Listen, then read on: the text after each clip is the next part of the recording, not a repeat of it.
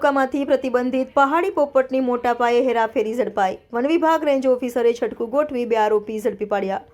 થેલીમાં 40 પહાડી પોપટ ભરીને લાવ્યા હતા। વનરાજ વનુભાઈ વાળી, સુભાષ ગોપાલભાઈ માળીની ધરપકડ। વાઇલ્ડ લાઇફ પ્રોટેક્શન એક્ટ મુજબ બંને સામે કાર્યવાહી। જન એક્સપ્રેસ ન્યૂઝ વડોદરા।